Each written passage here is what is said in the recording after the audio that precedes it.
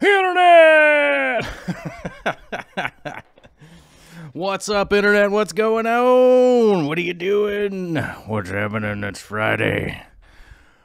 Oh my gatos negros, it's Friday.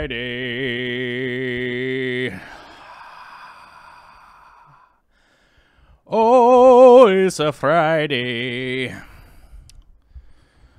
¿Cómo estás, muchachos? Están viernes. Yeah? It's Friday, everybody. Good to see you. Thanks for coming out to the show.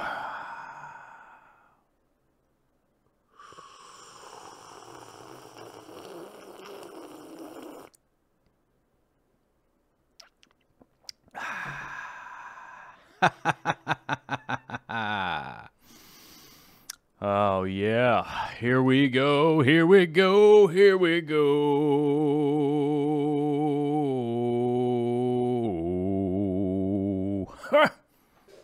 What's going on, everybody? It's a beautiful Friday, and I was a little bit distracted. I was trying to catch up on all the early chat here, you guys. We've got early super chatters. We've got early chatter McChattersons. What's going on? It's Friday. I'm kind of winded. I've been running amok. I'm sorry. Sorry. Bit of a slow start there. Sorry about that. I kind of spaced out and forgot we were on the internet. Right? I don't know why the camera's all weird. I think I bumped it. I think I bumped the camera. There we go. It's exactly where it was before. Cool. But we got to get to the first to the chat. The Borg Aquatics. I would put Borg Aquatics in one of those people, one of those internet posters that I almost every time get a laugh out of. Almost every time they post something, they almost get me a laugh out of me. I think one that also comes to name is File Not Found. Those two. I've always got something good to say, and always cracking me up, bringing the jokes, bringing the hijinks, and I like that. And also being first to the chat. Congratulations. Second to the chat, followed by Nelson Montañez. It's either Montanez or Montañez. I'm hoping it's Montañez because I like that. That feels good. What's up, Nelson? Good to see you. Rogers Aquarium is here. Rumbust with the early super chat. Mr. Rumbust says, and it is never in the picture. You misread my comment on the Real Fish Talk. I'm confused. I have to say, at this point, I'm super confused. But Rumbust, I love your avatar pick. I hope it's your... if it's you, awesome. If it's not, that's awesome too. I understand. But I love it. I still love your avatar picture. It cracks me up. And, well, I don't know that it cracks me up, but I just like it. I enjoy it. I enjoy the flavor of your avatar picture. I enjoy it. 54 Punchy showing up early. Loving it very much. Oddball Aquatics with the $4.99 super early super chat saying, hey man, sent you an email today hoping for some advice. It was long-winded. So here's some cheddar to show you the love. Well, Oddball Aquatics, it will be featured in today's show because it's nice, it's long-winded, it's very detailed. We like it. We like that stuff here. That's perfect. That's perfect for the show. And we don't have a ton of community posts from the Patreon this week, so I'm going to we're going to run through, and I'm going to do my best to answer some of the questions on there, which I believe I'll be able to do. If not, then we'll see. We'll see what the deal is. Man, we got super chats rolling in like crazy. We got the super chats rolling in like crazy today, you guys, which I can't say I hate that. It's cool. Where did my chat go? I don't know. What happened to my chat? I scrolled down, and now it's weird. I don't know what's happened to my chat. I scrolled down, and it got weird, you guys. I'm sorry. But Magic21 Mom is here. Michael Moncourt is here. I don't know. I got to reload this thing. Hold on a minute here. What is going on? What is with my live dashboard? My live dashboard is doing crazy nonsense. There we go. Now it seems to be working, but I lost a bunch of the... All right. Well, we'll just have to go to the pop-out chat and do the best we can. If I missed anybody, I'm sorry. The chat went away. The early chat. I see Ricab Harris. I see Savannah the Aqualama is here. Candy Overhauls is here. Grumble. Darko Leskovchek. Now we're cooking. Travis Hemming. And Fishing Key Largo. Okay. So this does put a sidebar to the stream here because this seems important, and I'm going to talk about Fishing Key Largo's post here for a second. All right. Fishing Key Largo says, Caleb's Medical Fund GoFundMe. I will match match dollar for dollar up to $200 for all donations made today during the show. Sorry, don't know how to post a link. So we will get the moderators to post Caleb's GoFundMe into the chat, and we'll see what we can do. Fishing Key Largo, thank you very much. We love to see that kind of... I love to see that. Everybody loves to see that, I think. The matching is... That's awesome. Up to $200. So we've got one so far from Steven Skoglund for $25. So we got to get 175 more in there to get the match bonus, you guys. We get the match bonus from Fishing Key Largo, sponsored today by Fishing Key Largo. Thank you very much. That is awesome. And as a matter of fact, that's a great way to go about it. Let's, you know, if you were going to throw $200 on there, why not throw the hype and be like, I'll match. I like that. That's good. That's good thinking. I like that. That's cool. And if you guys don't know who Caleb is our #1 fan here. The Overhauls family is going through childhood leukemia. And if you wonder where the surprises come from, the surprises are for Caleb. Whenever I say that, that's for Caleb. It's going out to our #1 fan. They've been going through childhood leukemia. It's been an ongoing battle. They've been a couple years into it, and you know, the reason that we talk about the GoFundMe and that kind of stuff is that Candy and Caleb are a huge part of the Fish fam with their just awesome contributions to my day-to-day, along with a lot of other people's day-to-day. I know Candy is in a bunch of other, you know, she was in Jay Wilson's live stream earlier, you know, keeping an eye out for the spam robots and all that kind of nonsense. So you know, and there just isn't much else to say it, but, you know, this is one of those times when, you know, our system they don't even drop the ball because they never even pick the ball up, right? So it would be foolish for me to say that they dropped the ball because no one even threw them the ball. No one handed the ball off to them. So they never dropped it. They just didn't even bother to pick it up when it's one of those things that that means that just as a group, we're trying to do what we can here to help out a family in need, and you know, so I encourage anybody to help us get to this fund, to a point where the financial constraints of having an illness could at least the financial side could go away and we could all get back to, you know, the what I would consider the more important support of just loving each other and that kind of stuff, instead of just being stressed out about paying the doctor bills or some hospital calling constantly because they need extra money and that kind of stuff. So that, you know, people wonder why I talk about this all the time.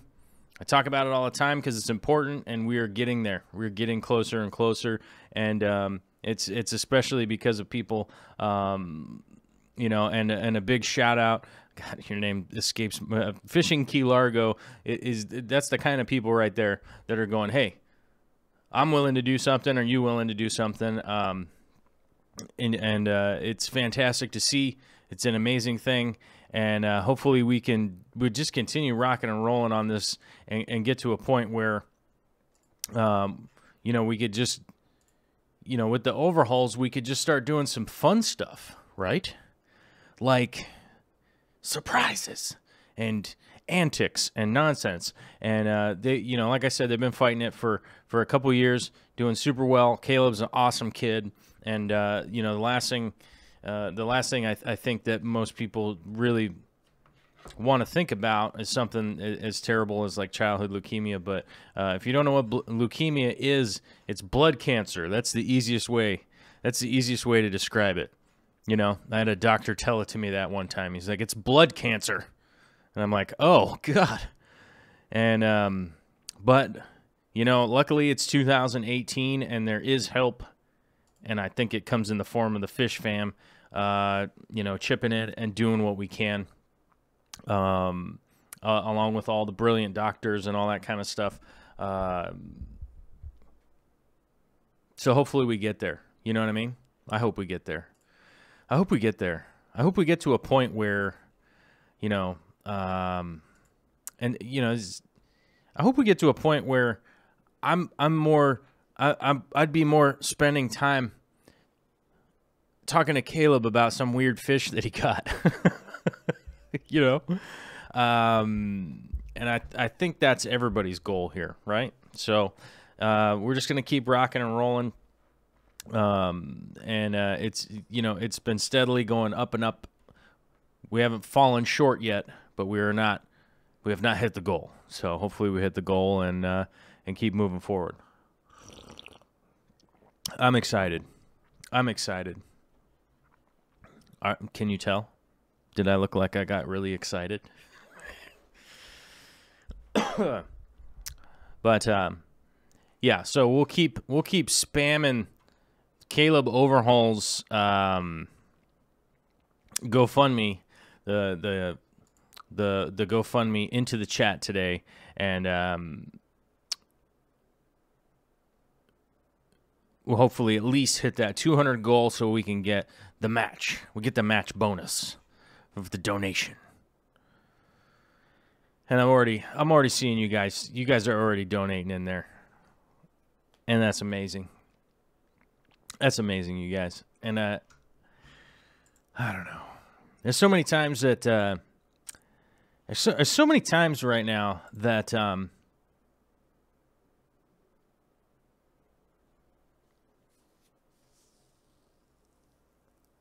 there's so many times that I get pretty depressed about where our society is going, you know, and I wouldn't necessarily think this is worldwide. Although I think the unfortunate thing is that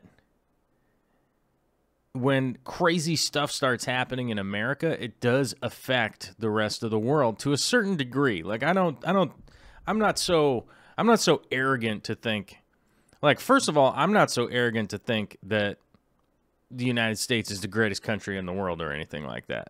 I think that there are a lot of great things about America, but what's the metric? What are you weighing against? Right? Like, how do you figure that out? You just have an opinion? Okay, well, that's a little weird to me. But at times I get depressed because I see the direction that this country is, like, going all sideways and all crazy. And then I realize, like, oh, hey, wait a minute. There's a whole bunch of people like the Fish Fam that are just kicking ass, taking names, doing good stuff. And then I remember, all right, all that other stuff just doesn't really matter right now. It's not that big of a deal. Why not just keep moving forward? So I feel like that's what we're doing here. And it excites me. And it excites me when, and I will tell you, I do pretty regularly open up this this GoFundMe and keep an eye on what's happening with it on a regular basis. I definitely do it at least twice a day. And every time I open it up, I'm encouraged. Every time I open it up, I'm encouraged, and I remember just like how many cool people there are just doing good stuff. Grumble is here. Darko, I already said Darko. Let's go check. Oh, man, I had it earlier. I couldn't even get it. But what's up, Darko? Travis Hemming is here. Jackson Kobayarks. The Zombie Drummer is here. Jay Steezy. Rick Templin. Megan Ness with an early chat here. Let's get to this real quick. Is there a brand you would suggest for methylene blue?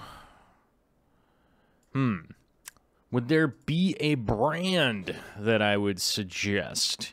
I would have to think. I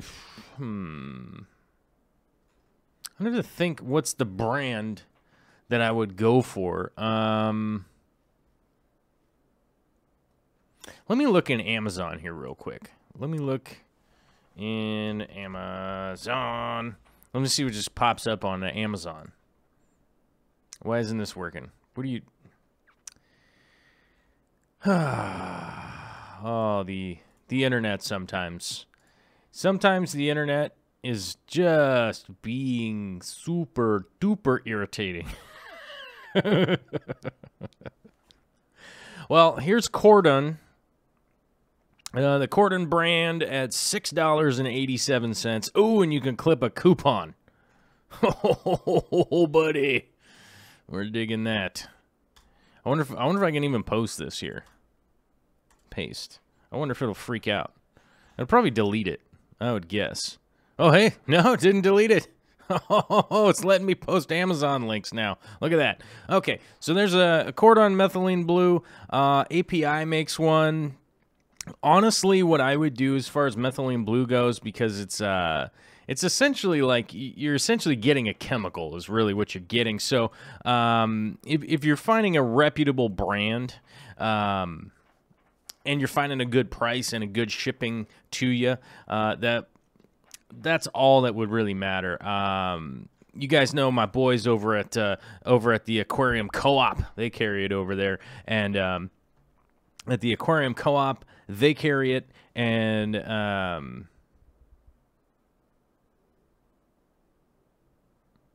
what's the word I'm looking for here? So, like, let's say you were just going to order some Easy Green or some plants or something. You could have them throw it in there, and you could get the free shipping from those guys. But you might be able to get free shipping on just the one item that you were trying to get, like from Amazon there. So I would realistically, methylene blue would be something that I would just order with something else. I wouldn't necessarily order it as a standalone. So, but yeah, API is always a great company to go. Sneaky. Oh man, I'm like giving away later parts of the show. I trust API's products for sure. I'm not sure if CChem makes one or not, but I would imagine that CChem probably makes a methylene blue. Considering they're a chemical company, they probably make that. So any reputable company out there just has a really good reputation, will probably make a really good one. So I wouldn't worry too much about specific brands seeking on the methylene blue. Probably saying it completely wrong, and someone's going to tell me about it later on the internet. But you guys get what I'm talking about, right? So, oh, my tongue's all brown from drinking coffee. Gross. Oh, that's what you get for having an HD camera, guy. It's so delicious, though. I'm going to go brush my tongue after this, a whole bunch, because it's freaking me out right now. Let's see. Malvar's Aquatica is here. Hey, Joel, just listening while buffing out new acrylic tank. Craigslist trash is my gold. I love it. I was at the acrylic store today myself, actually, and got myself some bargain basement acrylic pieces. Some chunks that I'm going to cut into some other stuff and get those together. What do we got going here? What's happening? Something going on with my moderators. Something going on with my moderators. Why are they mad?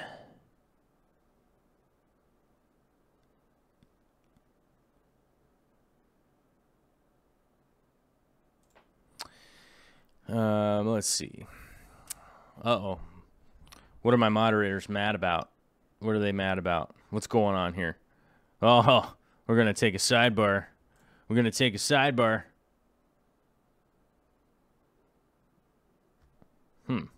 I don't know. We're going to take a sidebar? Who's mad? All right. What are they mad about? I don't know. I don't know how to read all this chat. I don't know how to read.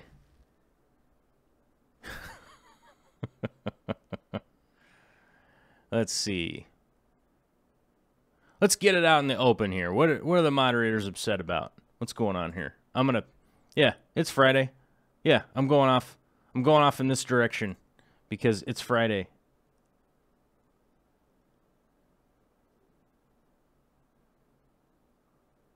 I don't know what they're mad about. The mods are mad about something. Nasty comments. Oh, are people putting nasty comments in? Oh, I don't think BC Fishroom. I don't think BC Fishroom was saying nasty comments. I know Nick is not a nasty guy. So let's see. What else could it be here?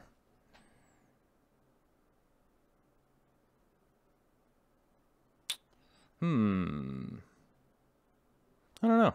I don't know who else has nasty comments going on. Well, I don't really see any. We'll run through it. They'll let me know.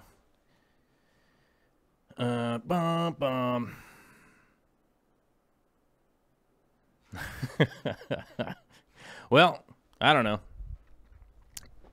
Let's get in close here. Let's get in close and do some reading here. Yeah, I would say, I don't know, the only thing I see that was deleted was from BC Fishroom, and that's Nick. Yeah, Nick had, not to tell anybody's backstory or anything, but Nick has had a son with childhood sickness that they had to go through, and he happens to be Canadian. So if maybe his comments set somebody off, is somebody triggered, in Canada, the kids are covered regardless. In Canada, they have a universal health care situation. So I think that's probably what he was commenting about. So I think we're pretty, hopefully that's what it is. That's what the deal is. So, all right. If anybody's feelings are hurt, hopefully we'll just relax. I think it was just misread or misunderstood. I think is what it was. So, all right. Well, we're going to get back to the show here. So we got a little sidebar there. But hey, here's the deal. Every once in a while, the show will get sidebarred because we got to figure out something may or may not be going on. Somebody might be upset. You know, and if there was somebody that I didn't care about was upset, I may just leave it alone. But sometimes we gotta stop the show for a minute and figure it out. Figure out what was going on. Like, hey, wait a minute. So, yeah, hopefully there's some clarity there, and I think that's what all the context was about that. So, let's see here. Oh, man, we got a bunch of super chats to answer. We got to answer to these. We got to answer to these super chats, and I can't read all this chat. I can't read all of it, but we can read the super chats because they're highlighted, and I can find them. with my brain. We got the Zombie Drummer with a $13.26 super chat saying, just in case someone asks, fluorite black sand, Fluval stratum, eco-complete, and other stuff too. If anybody's been following this show for a long time, just like the Zombie Drummer has, that joke has to do with, we're going to look at the 240 today, you guys. We've been rescaping the whole entire 240, and that almost is, that's pretty much verbatim the answer that I have to give people all the time for, what is the substrate in that 240-gallon aquarium? It's crazy looking. It's a whole bunch of nonsense in the 240, so I like that. That's contextual. I almost said that wrong. That's contextual with the show. That's contextual.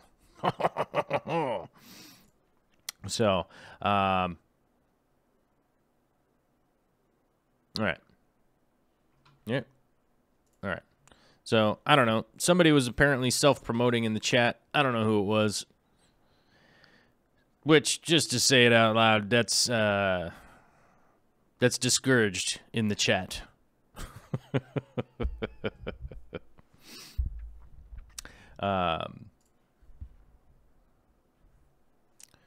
Oh, okay. There's Rumbust right there saying, I tried to write, it's me in the picture.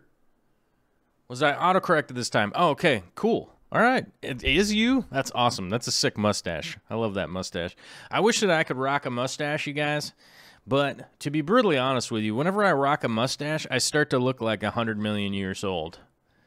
And then people start thinking, who's this super old guy here?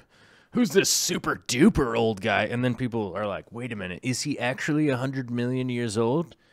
As you guys know, my birthday is coming up, where I am actually turning 100 million years old. And, you know, I'm clinging to the 99,999,999. You know, it's just moving up that next digit to a full-on 100 million is, oh, you know, it's just tripping me out, you know. And if I grow a mustache, then the next thing you know, everybody knows I'm actually 100 million years old. And I just can't hardly stand it.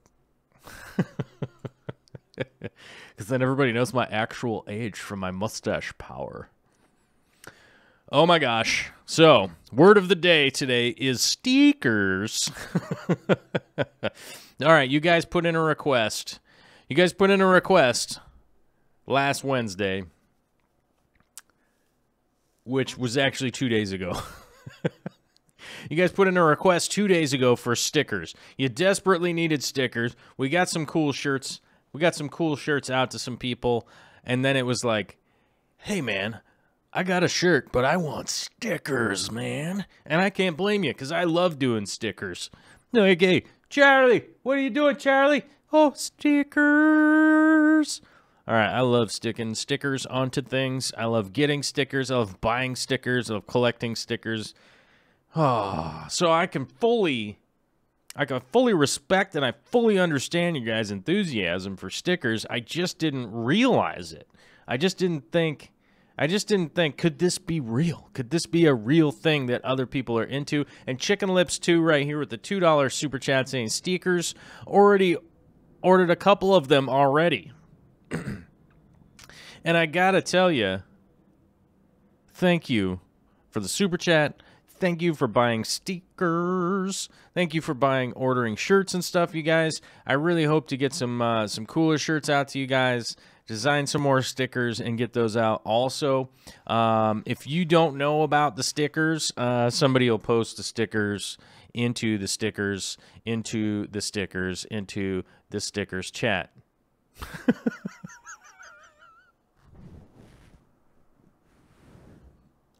So, here's the deal. We got stickers. We got stickers. We got stickers. And if anybody desperately needs stickers, go ahead and order some stickers, and I appreciate it. Thank you very much. I'm going to definitely get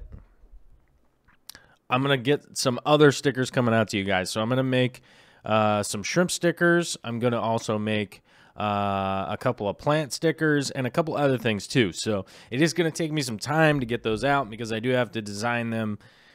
Then I have to raster them, and there's a whole bunch of stuff that goes into just designing it. But I will get it done. The workflow is happening, and those things are in the works. So I just didn't realize how fanatical you guys were about stickers, right? And I'm going to get more out to you. I'm also going to get some more shirts, different kinds of shirts and stuff like that. And to answer one of the other sticker-related super chats here. Okay, where'd it go? Kyle Paith with the $2 super chat saying, I made it. Also, stickers. Marvelous. Kyle Paith. We got Stevel Knievel with the $2 super chat saying, just because. All right. I like that too. We've also got Victoria Bryant with a $4.99 super chat here, which I'm going to address in just a second. Toast707 with a $1.99 super chat saying, hashtag society's trippin'. I think you're correct. I think you're onto something right there. Rumbust with the Swedish Krones 85. Swedish Krones 85 super chat saying, $10 from Sweden for Corvus and Caleb. P.S. It's me in the picture, and I almost missed the start of the stream as I'm setting up a new nano tank. Yes! As you guys know, I am redoing my 240-gallon aquarium. You guys would get to check out some of the time-lapse video of that. I'm not sure if I'm ever going to upload a time-lapse rescaped video ever again. I don't know if I'm ever going to upload one. I think I'm almost always going to put those into the live streams from here on out. I'm not sure. I'm just going to be brutally honest with you guys that, like, when I upload those videos, it's like, do they get traction? Not really. And then, for some reason, I find myself caring whether or not it got a lot of views or not. And then I'm like, ugh.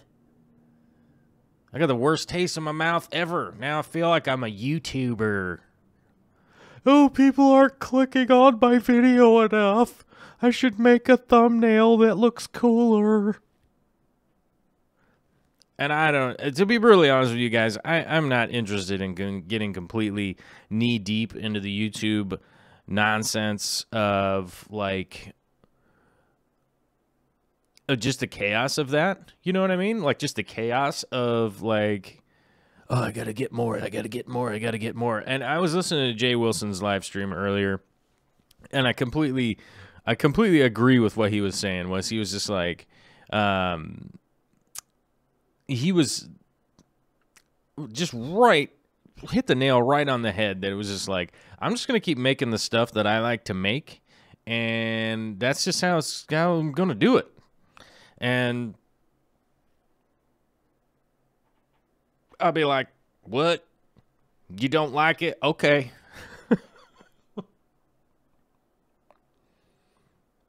I'm going to hang out, drink coffee, and, talk about stuff, and, take the live stream off on weird tangents, talking about robots and wizards and stuff. The huge. But we'll also talk plenty about plants and planted aquariums, just like our friend Victoria Bryant here with the $4.99 super chat says, I have a 10-gallon planted tank. Do I need aeration? Okay. This is oftentimes a confusing question. Or it's not a confusing question. Sorry. I get this question from time to time, and I do realize that there are a few people out there that have this reoccurring, question coming up. Okay. And there is a need for aeration in an aquarium. Now, in my aquariums, it's a little bit different because I run sumps, okay? So a lot of the aeration is actually coming from the water falling from the tank down into the stump.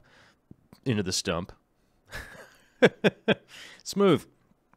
Falling from the main display tank down into the sump, and it's getting aerated on the way down.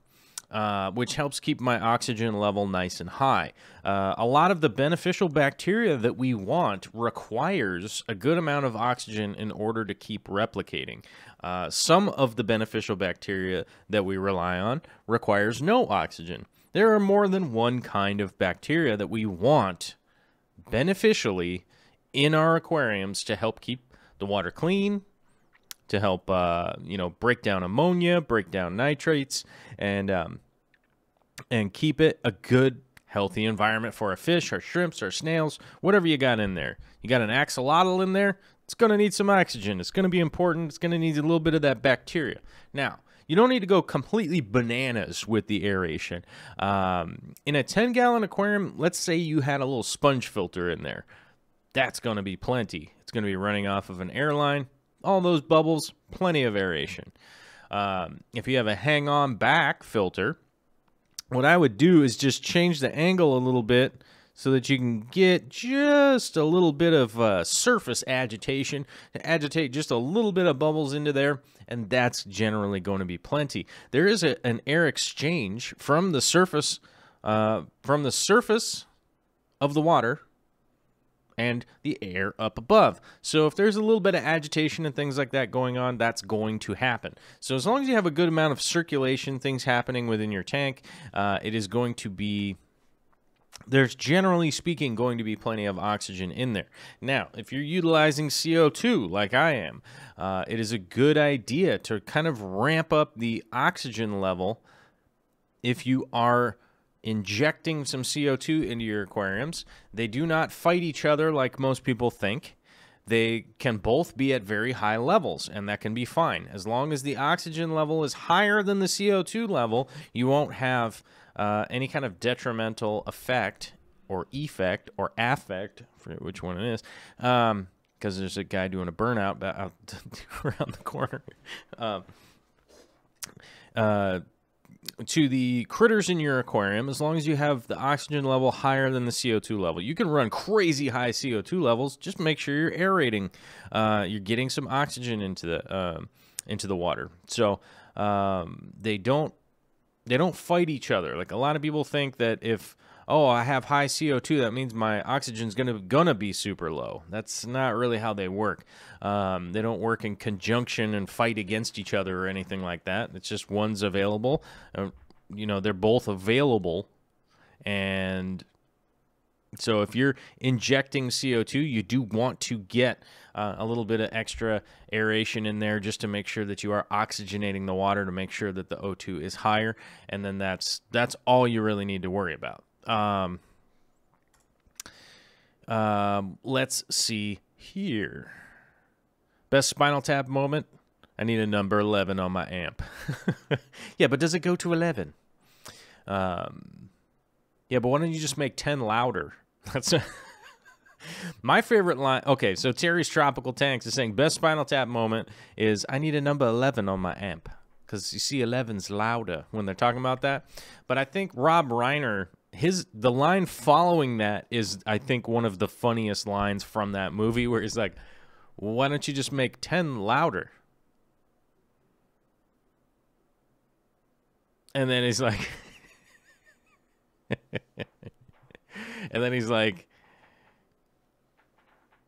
yeah, but this one goes to 11, doesn't it?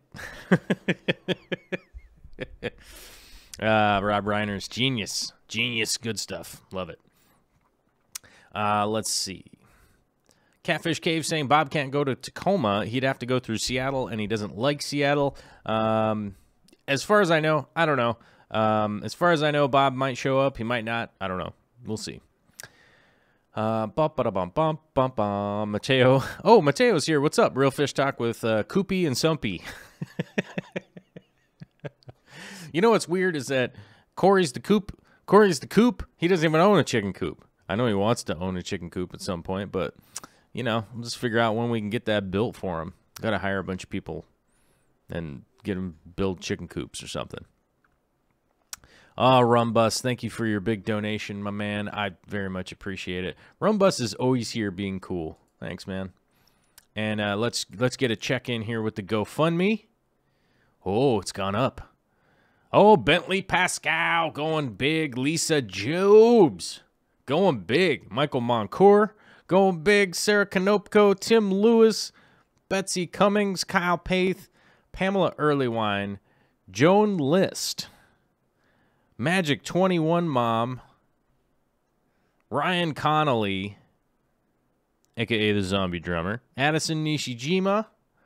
Oh, and by the way, if you guys don't know, Addison Nishijima is Mellow Moogle. I bet you could tell because she has the same... Oh, wait, no, she doesn't have the same avatar on there. Never mind. But Addison Nishijima is Mellow Moogle. I hope I didn't spoil it for you. Anonymous going big. Steven Skoglund and Robbie Taylor. That is awesome. Thank you, guys. That is awesome to see that going up, up, up. That's what we need. That's what we need there. But thank you, guys. As I was saying, Mellow Moogle, Miss Addison, is, as I don't know what I'm doing with my face. I don't know what I'm doing with my hand. Sorry about that. Miss Mellow Moogle has herself a brand spanking shiny new job, you guys, and big congratulations.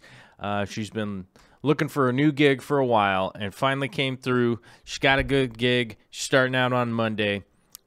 Today is her last definitive moderation in the live stream for the interim. You never know. Maybe they'll hire her on for the night shift or the graveyard shift or move her schedule around. Who knows what'll happen? But in the meantime, she's here. She's a big part of our moderator team, and she will continue to be a big part of our moderator team with all of her new... with all of her brand new working styles and all that stuff. We're still going to keep her, of course, on the moderator team. We have a close-knit team of moderators here. That's why you'll notice earlier in the show when something was happening, I was like, what is happening? My moderator team has been alerted. So we have a close-knit moderator team here that's always just doing such a great job, and we're going to keep Mellow Moogle on. We've got a bunch of stuff for her to do, keep her weekends super busy, all of her night times. She'll be working her new job and never sleep again. She'll just never, ever, ever, ever, ever, ever, ever, ever, ever, ever, ever, ever, ever be able to sleep ever, ever again. She's just going to have to stay awake forever. And, you know, that's realistically... that's just how it goes. Sorry. You're just not going to ever be able to sleep ever again. We're going to keep you super busy. And, you know, that's just how it's going to go. Oh, my gosh. You guys ordered a bunch of stickers. This thing is alerting me over here that y'all are ordering a bunch of stickers. The shirt orders by far are outnumbering the stickers orders. Now, I did get a question earlier, and I don't know where it went. I thought it was in a super chat, but I thought wrong. So I thought it was in a super chat. I don't think it was, though. Honestly, I thought it was, but I don't know. And somebody was asking, is there going to be an easier, cheaper way to get stickers? Now, the answer to that is hopefully. Hopefully, someday there will be a cheaper, easier way to get stickers. My initial plan for that has encountered some mildly flaky people. Maybe they're not flaky. Maybe they're just so darn busy that whole situation just took a back burner or something, which is fine. I'm not worried about it, but it has encountered some people that maybe or may not couldn't follow through. So there is an easier, cheaper way for me to try and get stickers made and all that kind of stuff, but it costs a good amount of money up front, and I'm going to do the best that I can to dig deep and summon the intestinal fortitude in order to be able to make that happen. So,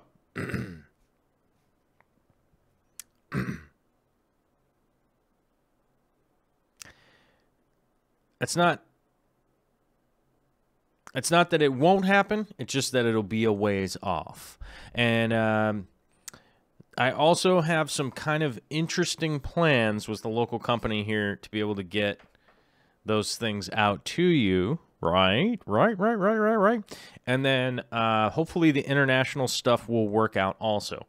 I've also got, there's a company in Europe, which might be a lot easier to get things out to Europeans. And surprisingly enough, it might even be easier for Canadians to just order from a European company. It is bizarre, but I don't know. So, but we'll definitely get all that stuff sorted. We will be making some new stuff someday from a local company, and then be able to just send out like 20 packs to you guys and stuff like that. So we'll see how that goes. We'll figure out how to get there. But right now, there isn't an easier or cheaper way other than the Teespring. It's what we got right now. It's the tool we're able to use, so we're going to utilize it as best we can. It just means that I got to do more design stuff and things along those lines. So, but Lisa Jobs with the 777 super chat saying, how can I get an emerald rainbow in quarantine to eat? She's the only one not eating, and much love to Caleb from the 777. Oh my gosh, Lisa Jobs. She put a question on her 777 chat. I'm so excited. She almost always just sends in the 777 with no comment on it, like on Real Fish Talk and stuff. I'm so excited. There's like a question here. Oh, ow. What was that? I'm going to stab myself. There's a question here, and I can help with this a little bit. But I'm sorry to say that this is going to be a really kind of like talking head response, because I'm going to have to be like, hey, you want to go ahead and try some live food? You want to go ahead and try some bloodworms, maybe some black worms, maybe some frozen foods, blah, blah, blah, blah, blah, blah, blah, you know. So I would realistically just look into some varied live foods. One of the easiest ones that I have to be able to do oftentimes is mosquito larvae. If you could, I don't know, it may not be warm enough where you're at yet, but mosquito larvae are really helpful. Oh shoot, what's the name? Daphnia, freshwater copepods, anything like that that's maybe swimming around would probably entice a rainbow to get on it and get some eaten, get some food in. I would start with the frozen foods, then I would maybe move up to maybe some live foods and stuff like that, and see if you can't make that happen. If you're on like flake food and stuff like that right now, that might be the problem. There's a good possibility that it could be not eating because maybe it has bloat or something along those lines. I would see if you could feed some frozen pea, which maybe would clear any kind of blockage. Sometimes I notice fish won't eat if they're kind of constipated, really. I guess that's really what it is. It's the medical way of saying it, I guess. But yeah, that's the direction I would go. And if that's still not working, you know, one of the upsides is you could probably maybe get something that's been treated with garlic. Garlic almost always triggers fish to just go for it and eat. So you could even try a garlic, a food that's been treated with garlic. That might get a good that might get the response out of that fish that you're looking for. Got a $4.99 super chat from Cody Angstadt. I hope I got that right. That's a hard to say last name, maybe. Saying, hey, Corvus, picking up Threadfin rainbows from my local fish store tomorrow. Any tips and tricks for being successful with these little guys? Okay, Threadfin rainbow fish. They're not the most delicate fish in the world, but they're certainly not the most hardy fish in the world.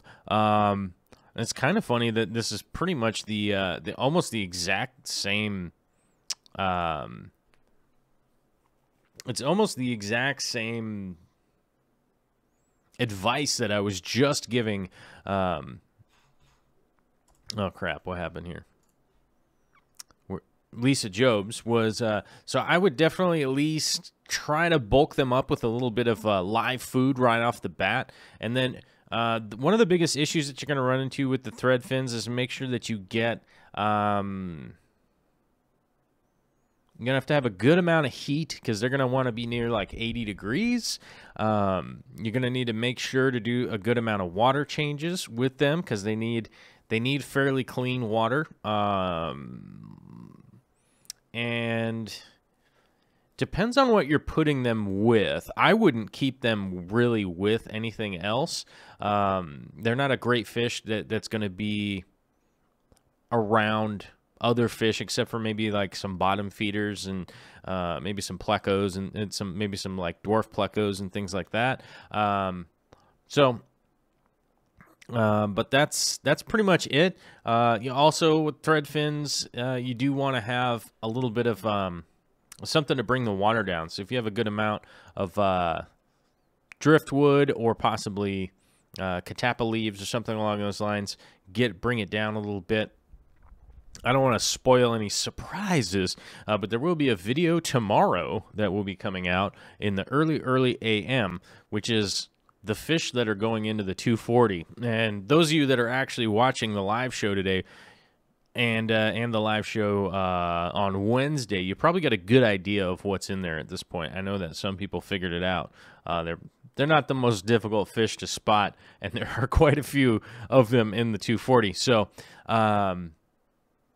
but the care for those guys are virtually exactly the same. So, you know, you keep the pH down a little bit, keep it warm in there, make sure that you're feeding them some good food in the transition, and then you can kind of dial it down,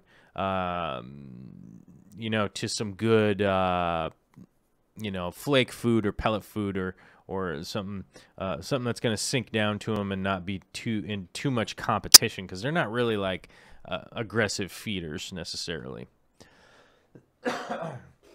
Mellow Moogle with the $5 super chat saying, "Put a sump on it." Oh my God, I gotta make that sticker.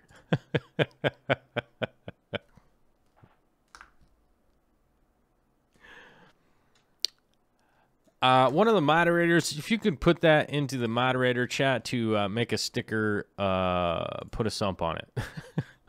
That would be super helpful, moderators. Super helpful, moderators. Oh my gosh, we might be able to get caught up here on our... We might be able to get caught up on the super chats here finally. On the Friday super chat fiasco that we got going on here. Frenzy.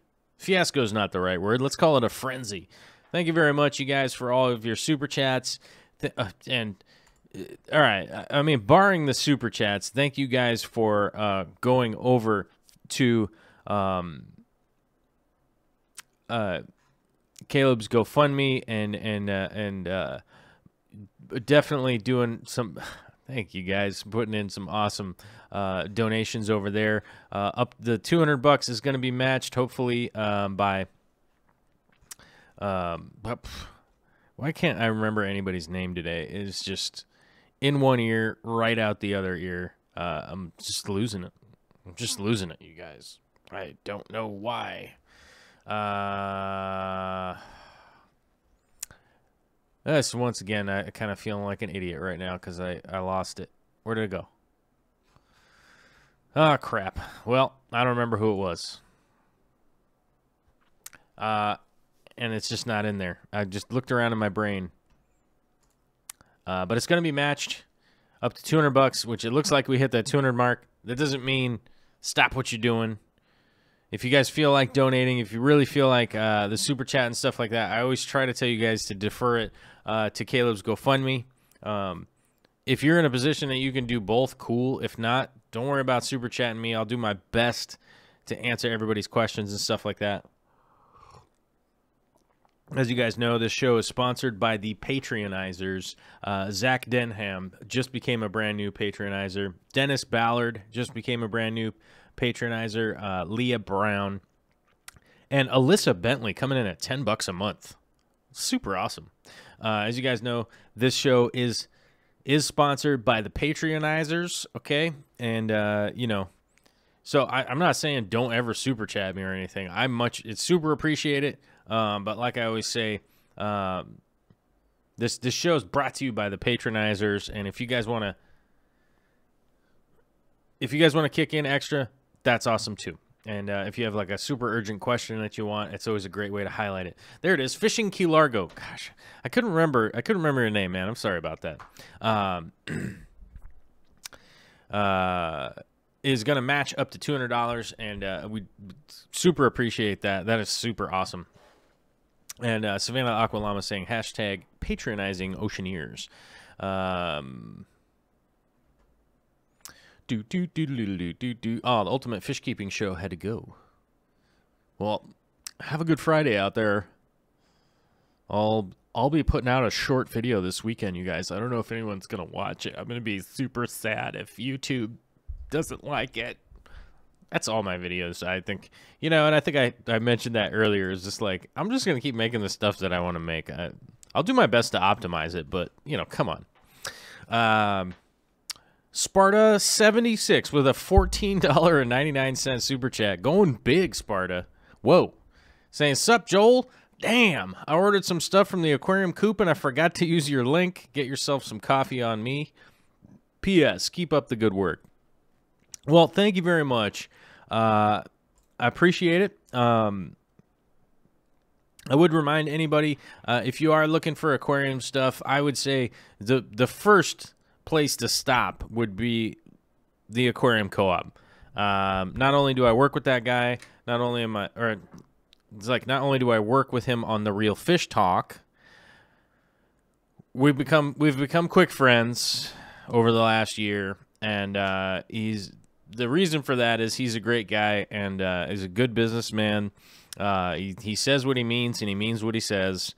And he's a stand-up dude, stand-up company. They do a fantastic job as a company. I would always say that. That's the first place I would stop to take a look.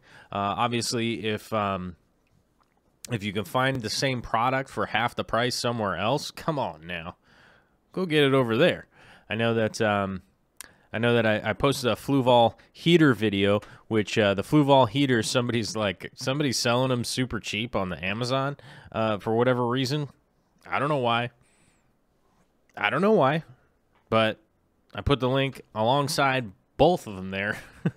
You know, and people are like, I don't know why you're always talking about the Aquarium Co-op. And I'm like, because I dig the company and I dig those dudes and ladies. The dudes and ladies.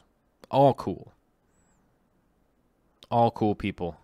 So, yeah, and I do have an affiliate link that you guys can go through there, and it basically just tells Corey, "Hey, man, I was sent by Joel. I was sent by Joel, and you know, what up?" And yeah, that's pretty much it. And we keep track of the people that went through the link. It's basically what it is, and doesn't really do all that much, except give me great opportunities to make fun of AquaPro's Mike. Because as far as the leaderboard goes, I sent the most people there over him this month, and he beat me last month. And I don't like that feeling. I don't like getting beat by Mike. I like Mike, which is why it's fun. It's fun ribbing. It's good times. But it's all good. And, yeah, if you are going to go buy stuff there, do that. Blah, blah, blah, blah, blah. All right. So, we're an hour in. My gosh. We have a $2.99 super chat from Toast707, which we can actually run through during the video, because we also have Patreon questions, we have screen grabs, we have emails to get to. We've got a bunch of stuff to get to, you guys. What am I doing with all these shenanigans? We got to pick up the pace here. Pick up the pace on the show. Thank you guys for the super chats, and thank you Toast for the $2.99 super chat. Stem plant leaves dying with new leaves at the nodes. This is actually generally, okay, this could be one of two things. First of all, if it's new stem plants and that is happening, the first thing that could be is that it's actually converting from emergent growth to submerged growth. That could be the first thing, which totally fine. I just wait till the leaf is pretty deteriorated to a point where I can just kind of wipe it away. You know, it gets to the point where it's like, oh, I just brush into it and it pops off. Clean that off, get it out of the way, trim the extra stem, any of the kind of extra stem. Where you trim it is where those new leaves are popping at the nodes, okay? So let's say you had a stem plant that had 6 segments on it, and let's say the top one had sprung leaves, and then the middle one at the third rung had popped little nodes.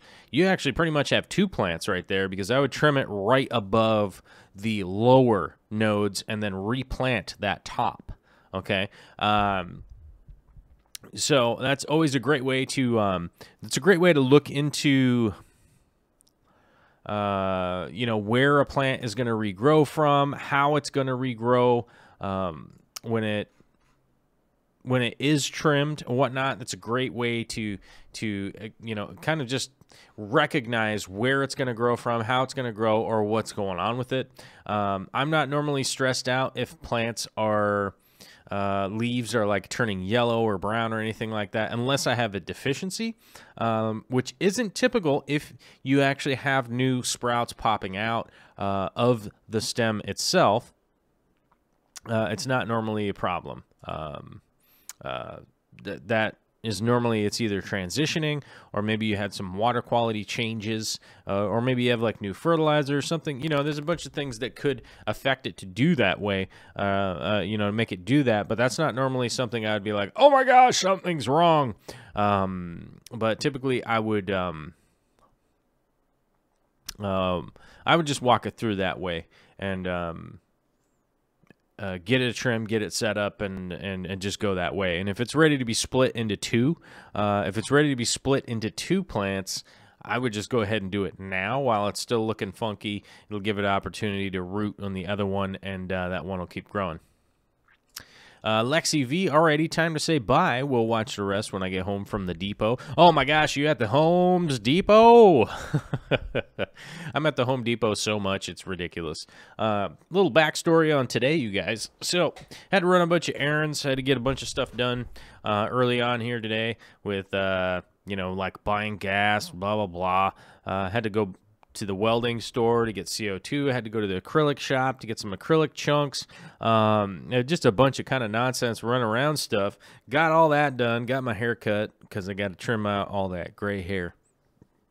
All that gray hair, as I mentioned, from becoming 100 million years old.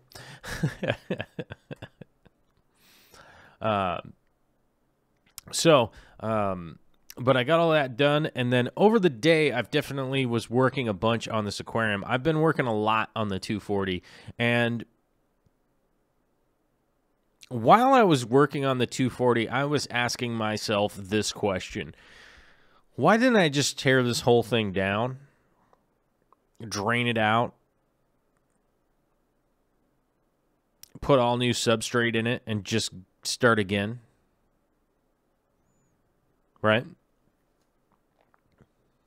And I was thinking about it, and I realized that when I set up the 150, when I set up the 60-gallon cube, I really was building aquariums that aren't necessarily accessible to a lot of the people that listen to this show or watch videos online, stuff like that.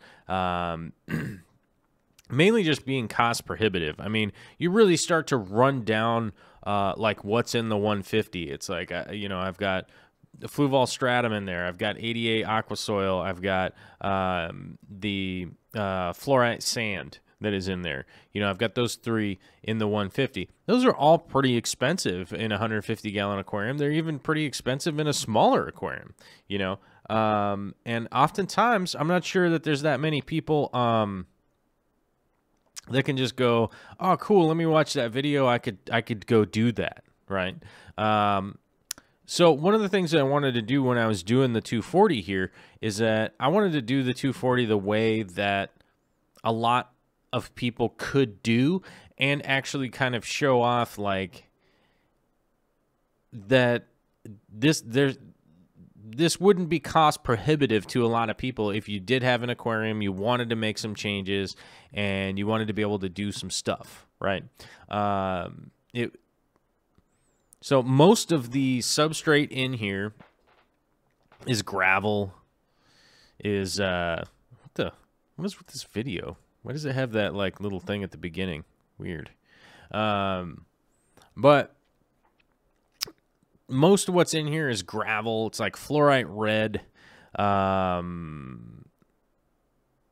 There is some Fluval stratum. There is some Eco-Complete. It's just kind of a whole mishmash of old substrates here. This is basically just all the accumulated old substrates, just all mixed together. There really isn't too much that's really that exceptional at this point. That would be, you know, first of all, like, you know, high-tech substrate or anything that's like really fancy or anything like that. And a lot of the plants in here are pretty accessible. They're pretty easy to get a hold of. They're not that rare. I mean, I do have some rare plants in here that are not readily available everywhere you go, but most of the plants in here are fairly easy to grow, fairly easy to take care of. The Mopani wood is much more affordable than, you know, special ordering manzanita or something like that. So this is something that people could do. I understand. I got the I do have the Dragonstone in here, which I feel like is the most affordable of the fancy, and I put air quotes around fancy. It's the most affordable of the fancy aquascaping stone, right? So I'm almost just kind of going along the route of like, this is something that just about anybody could do.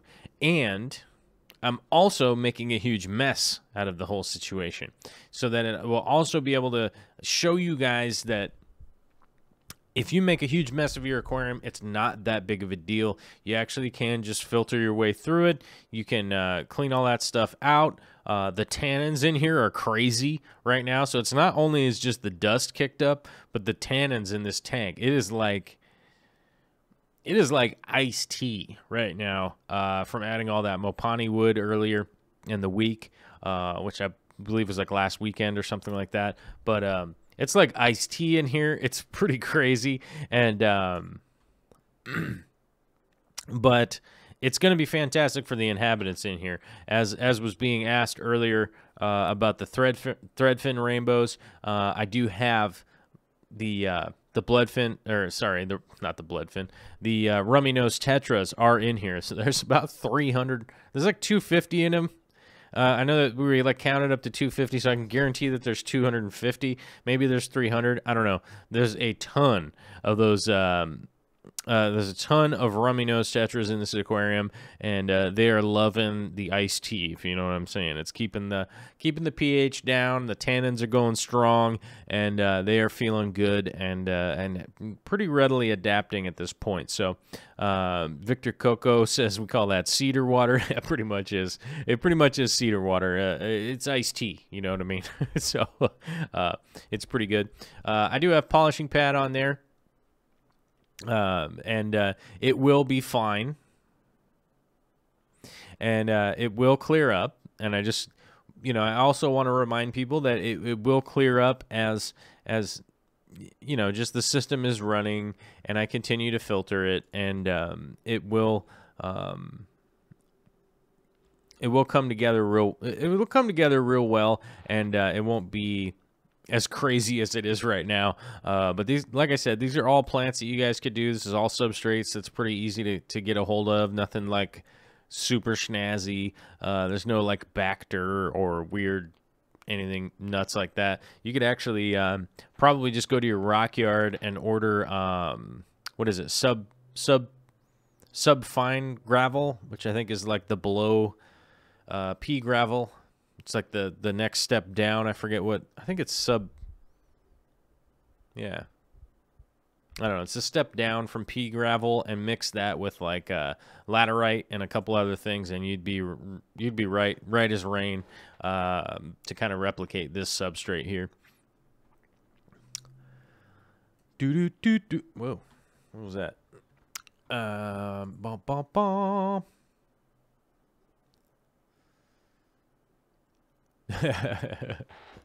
Spinoinkle says, "Yeah, like you filled the tank with Liptons." It does look like I have filled the tank with iced tea, pretty much.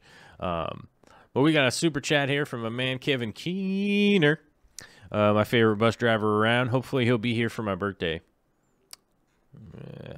Hopefully, we'll see. We're emailing. We're gonna figure it out.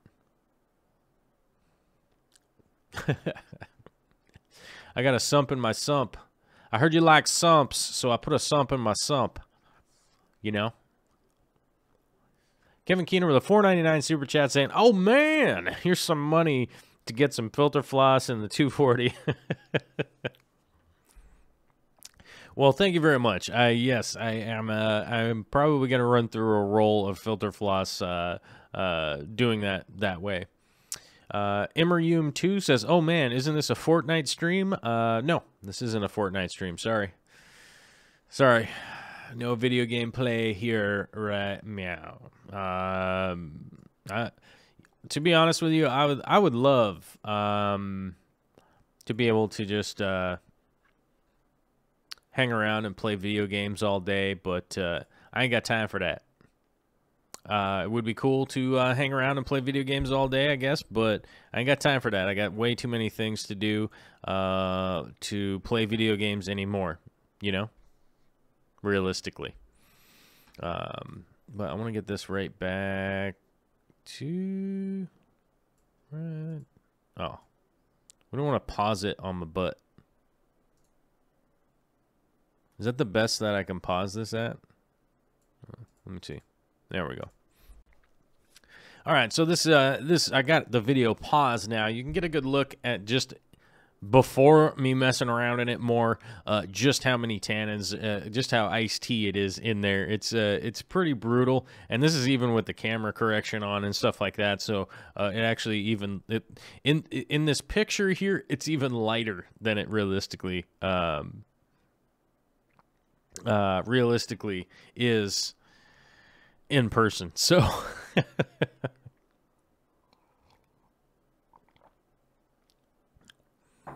oh, Randy Hightower is asking, how was the dinner outing on Wednesday? It was delicious. We went to Din Tai Fung. If anybody has been there before, it is a dumpling extraordinaire. Oh, it's so good. We got 12 different dishes. It was amazing. And yeah, I had a really good time. I loved it. It was great to be out with my family and all that stuff. And it was great. It was good times.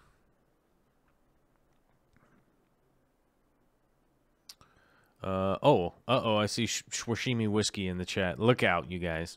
But we've got a $10 super chat from John Klucher. Hopefully I said that right. Klucher? Klucher. I don't know. $10 super chat saying, you and Corey should go out scening. I don't know what that word is. What is this word? I've never seen this word before. You got me. What is this? Okay, not a word. Guessing a typo. Okay. I just was assuming that I was just assuming it was a word I'd never seen before. Should go out for natives.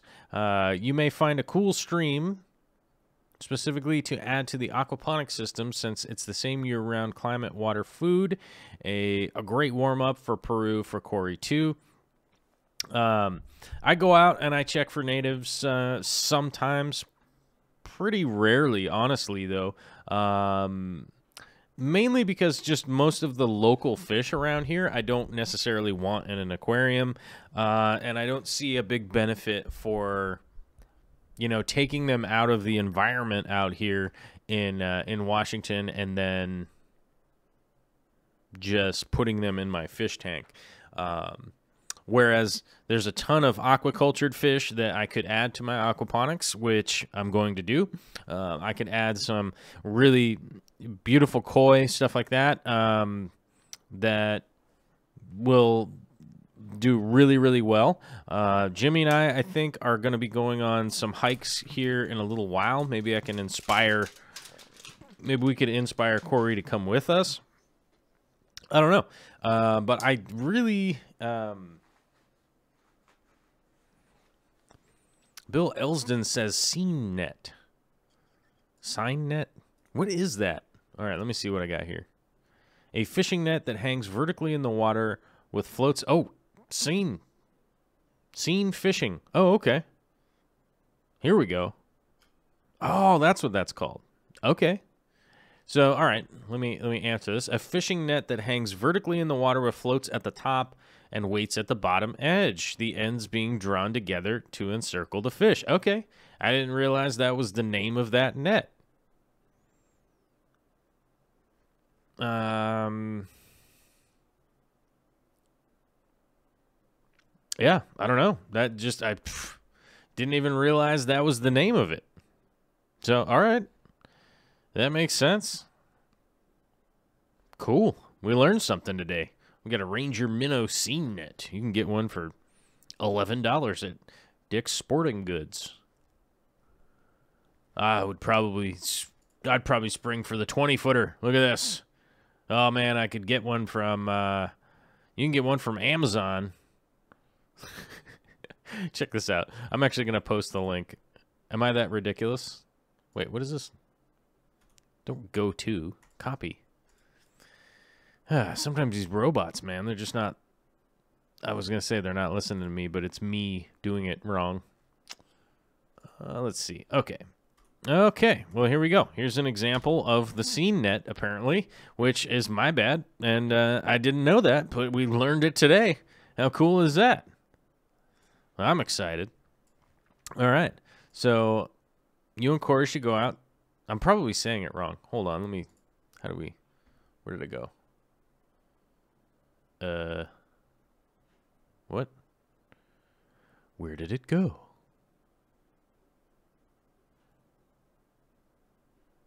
Maybe I closed it. I don't know. Yeah, well, I don't know. I guess I'll... All right. Let me see here. Where did Bill...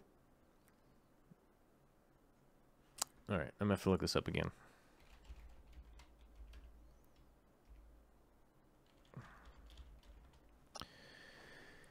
Sane.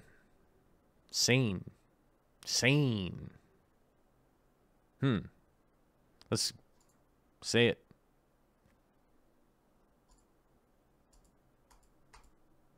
It won't play. Okay. Well, I don't know. I'll figure out how to say it correctly at some point in time. Sorry. But cool. We learned that's that net.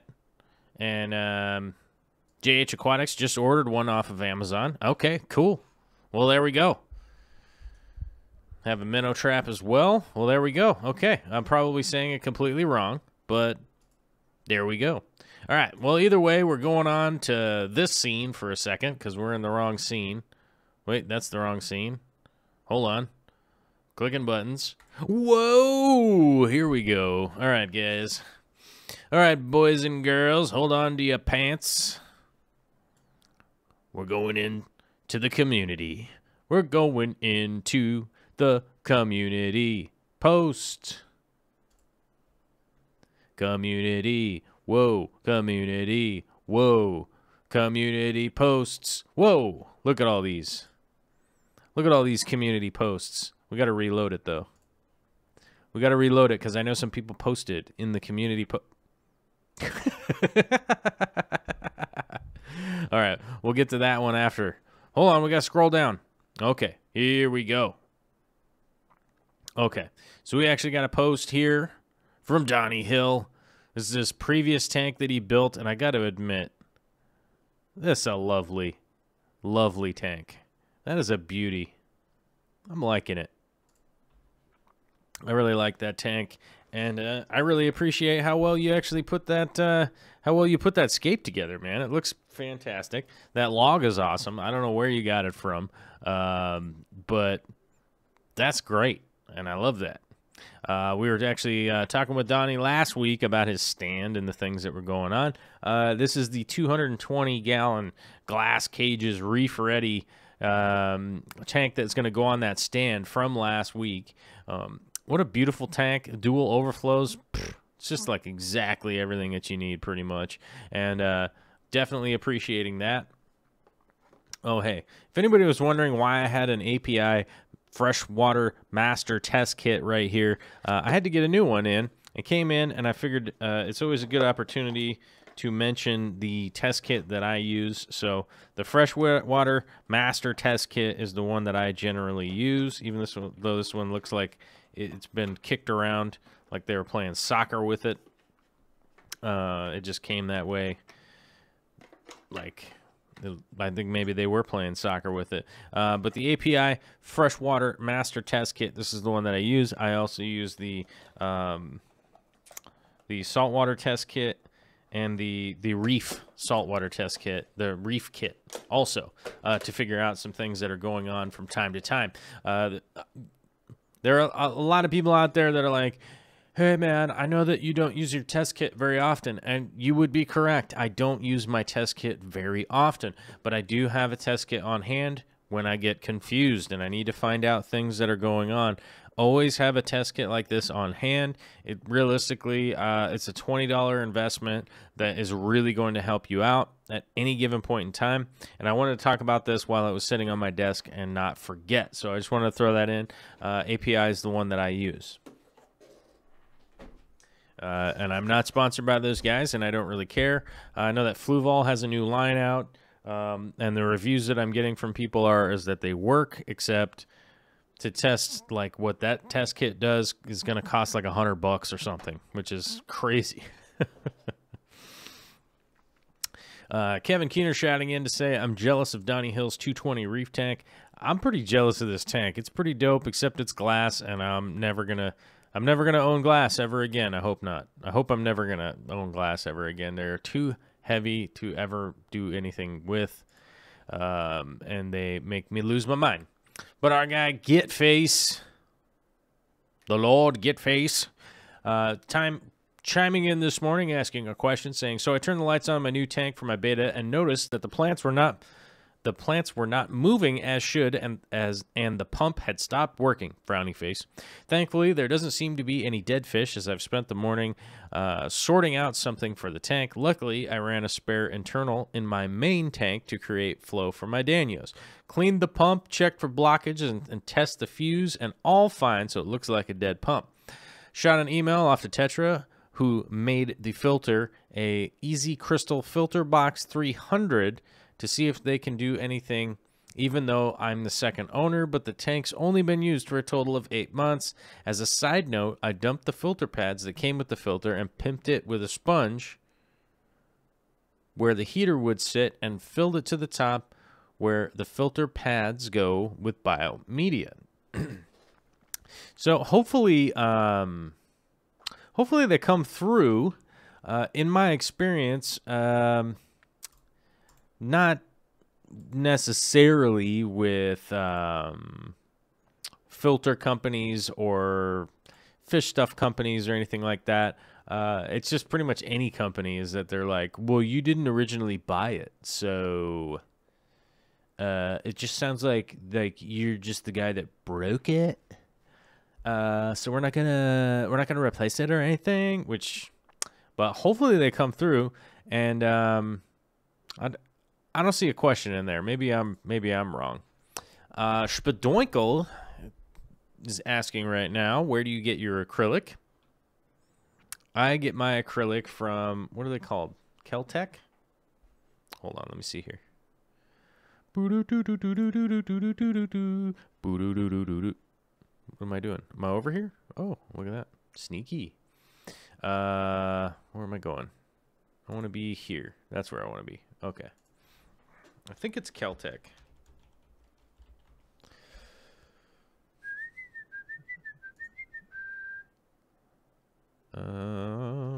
No. I think it is. Keltec.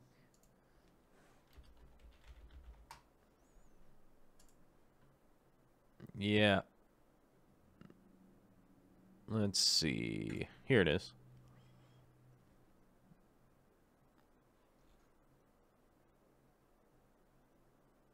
Let's see. I wonder, what is this? Oh, that might not be the right. Ah, here we go. Nope, that's not it either. Keltec Plastics. What is that, a knife rack? Okay, well, just bear in mind that I didn't make their website. So, but the first thing that's going to pop up is a bunch of knives on a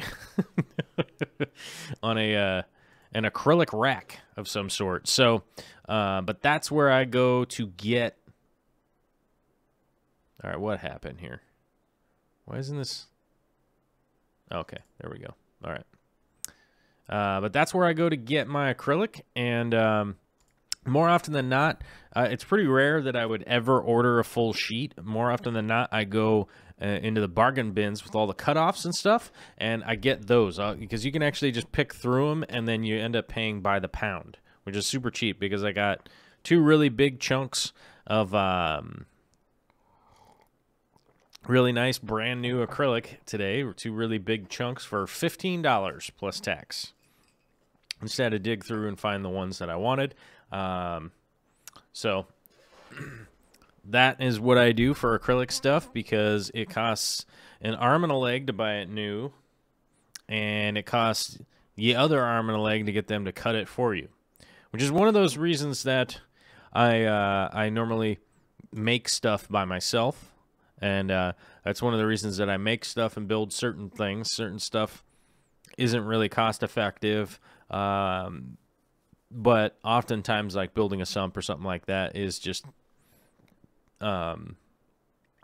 it's just going to cost too much from one of those plastic companies to get it done. So,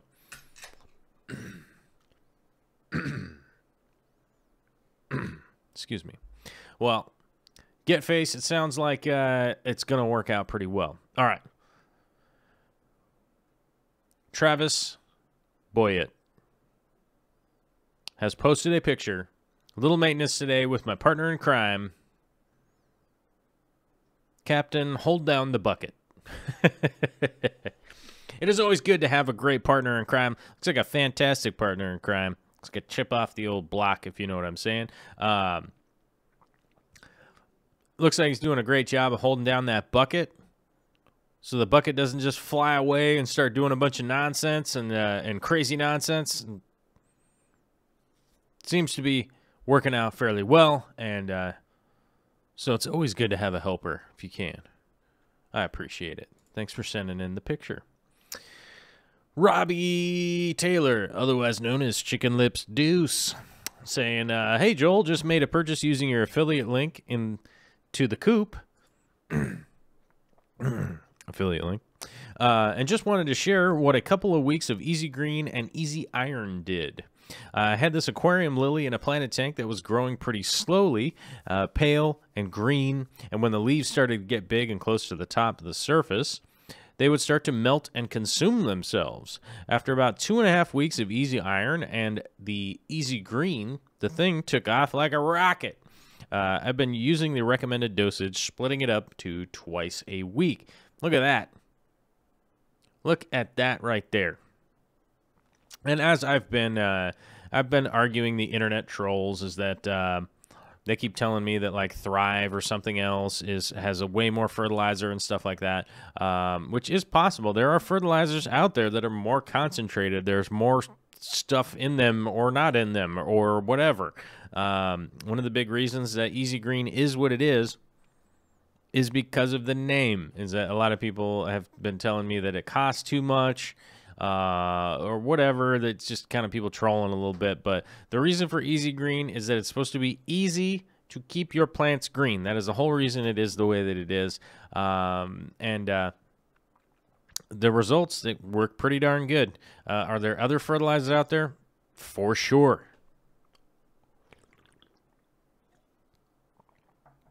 But, you know, Easy Green is what it is on purpose. And so there's the explanation. It does work. It works great.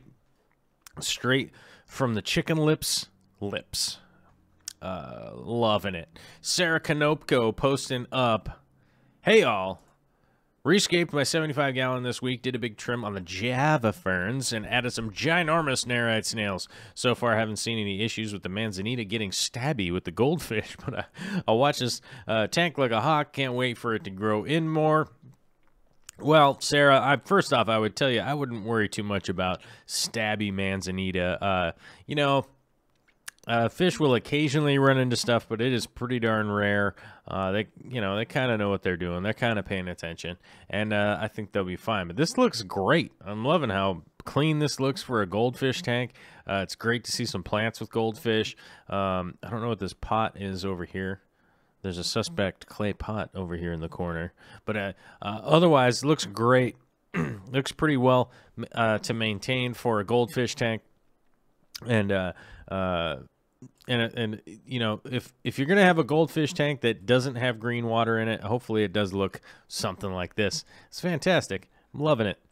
And Rumbust during the show sending in left to right 3D printer America trunk used by my grandfather.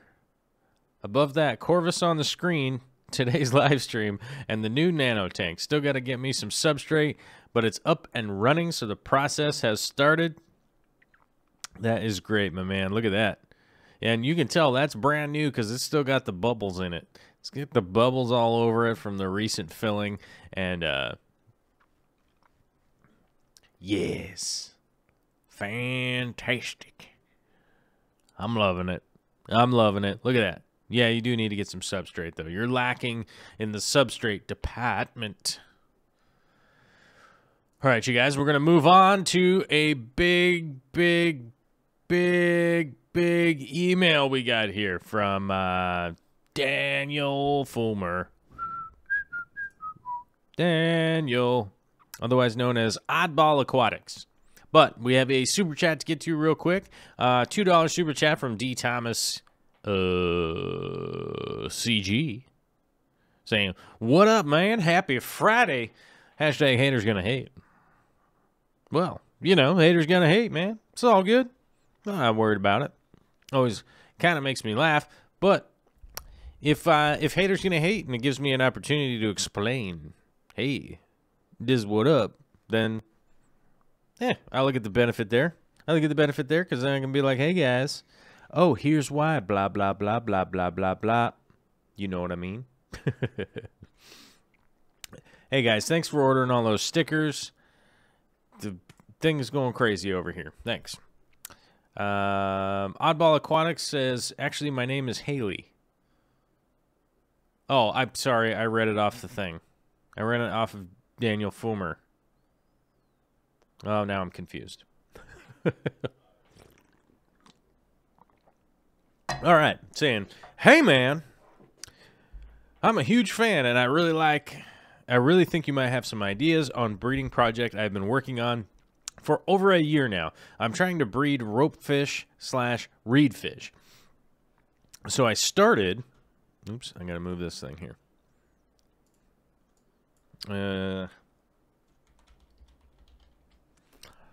All right, hold on. I clicked the thing, and now it's all getting ridiculous. Is that working? Oh, it stayed sized. Oh. Never mind. What am I doing? What's happening here? Oh, pff, okay.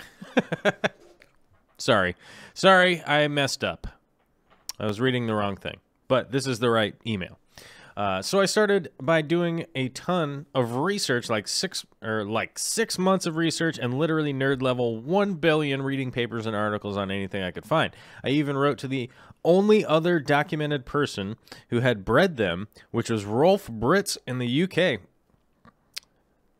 Shout out to Rolf Britz. What's up, dude? And got as much info as I could from him.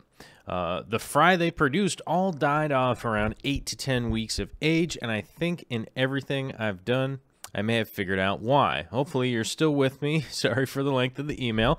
Okay, so these fish can live out of water for upwards of 8 hours, and some studies on how they breathe from the 1980s mentioned that when given access, the fish will voluntarily leave the water, with one study even mentioning them eating insects while on the land and having the ability to lift their head to maneuver over objects, which is muscle movement they would not need while swimming and submerged. So my theory is that the reason they have this ability may have something to do with their development, because they come from an area that has a wet and dry season. So maybe they need to be able to leave the water at times during the development. Also, one of the things that happened with Rolf was that he was feeding the fry baby brine. Interesting note about that will involve a separate story. On the aquarium support page on Facebook, there was a recent post from a person who was asking for help because they found baby ropefish in their tank. I contacted this person and found out as much as I could about what he did and what he planned to do now. All right. Here we go. We got pictures. So here's the posts from Aquarium Group Support, and you guys can watch as I go through that. And as we go through here, we can see these are the pictures from the other guy. Oh, okay, these are the pictures from the other guy, Daniel Fulmer. Okay, I had 75 with some angelfish and 3 ropefish, 1 plant, and a ton of Malaysian trumpet snails, and half the bottom covered in small lava rocks. All right, and the babies he posted pictures of were approaching the age when Rolf lost his. The Facebook guy could not tell me his parameters because he does not test his water. Hold on a second. You want to get this test kit. If you don't test your water, you should test your water. Sometimes. It's pretty rare that I need to test my water, but you should have a kit. Always have a kit.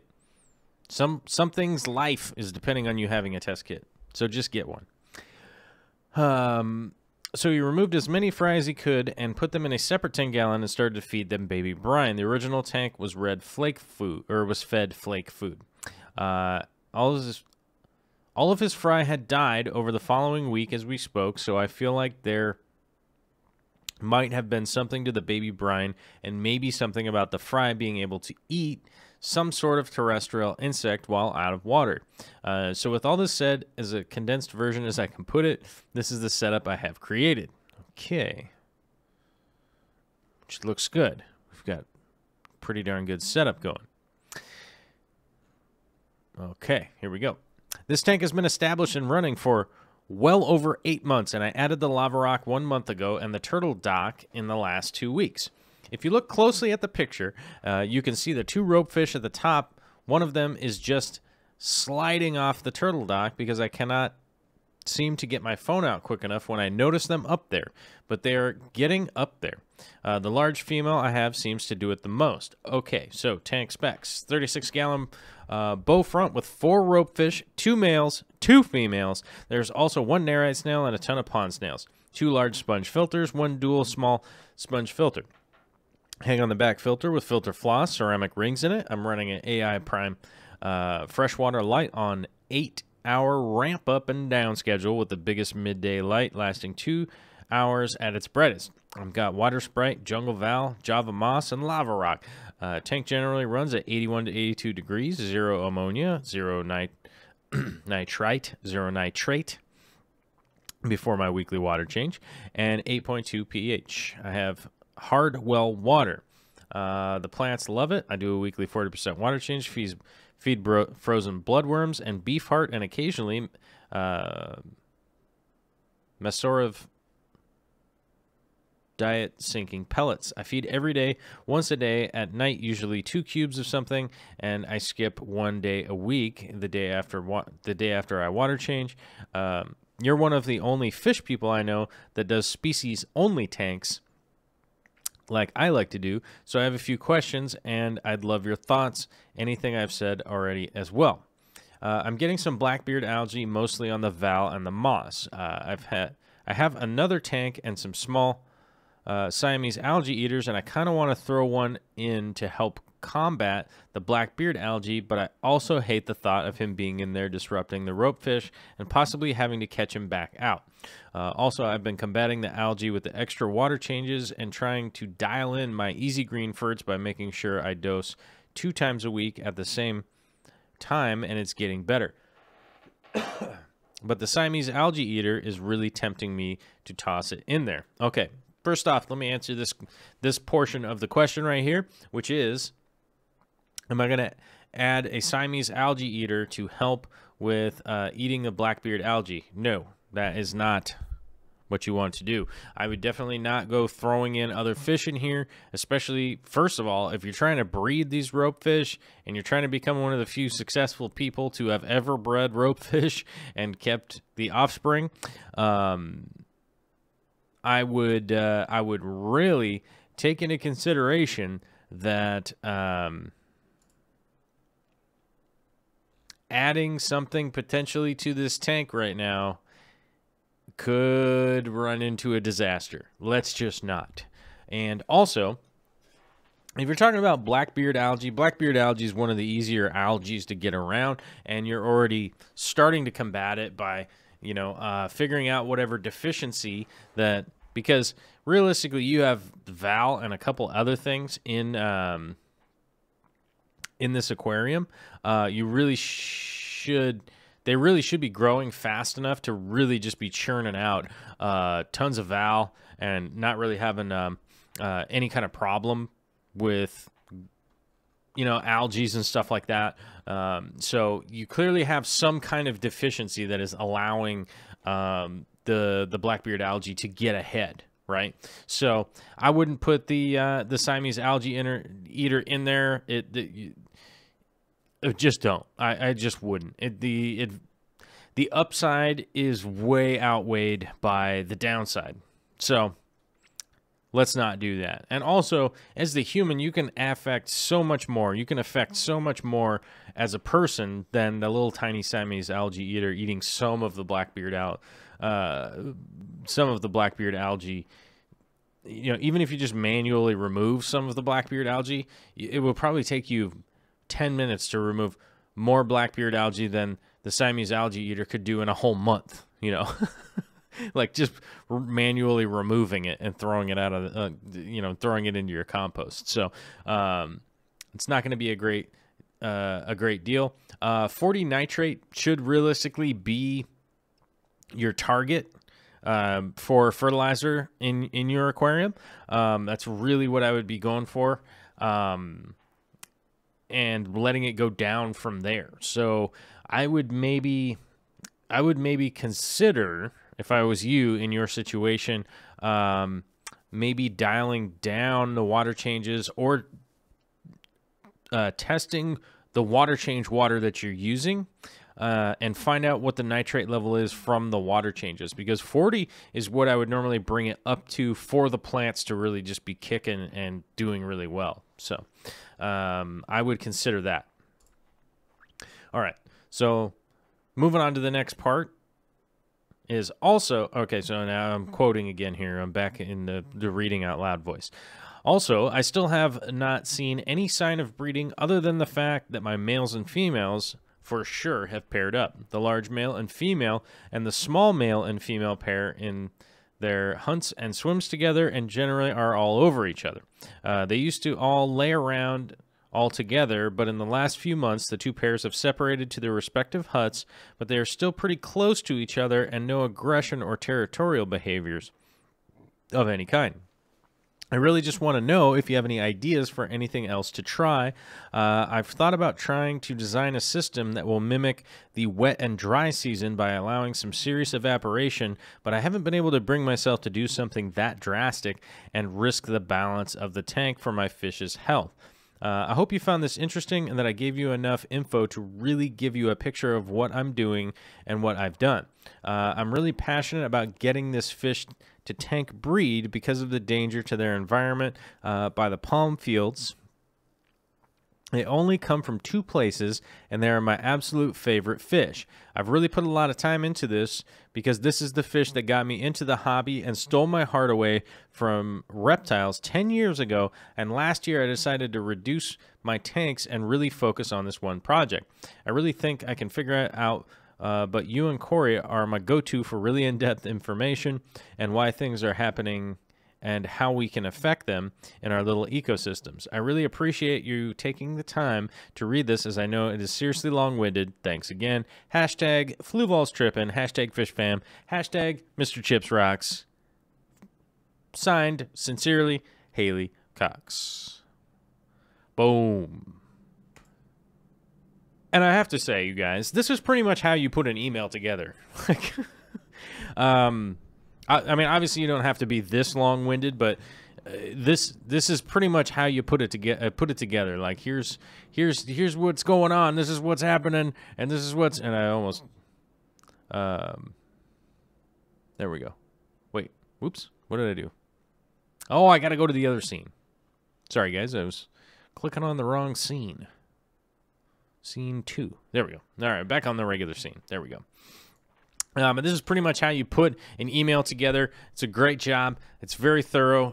Makes a lot of sense. Goes through tank parameters, what you're doing, what you aren't doing, what's worked, what hasn't worked. Now, my advice here, from having read a couple of articles about the since earlier today, because I have never had any personal experience with ropefish. I've definitely, been near them. I've looked at them. I've checked out tanks with them. But I've never personally kept them myself. But here's the deal. I would imagine one of the big reasons that these aren't being bred is it might be kind of how people are tackling the problem. It feels like to me that these ropefish might require a multiple tank setup. So I would think like no one was successful with a mono shrimp like forever. You know what I mean?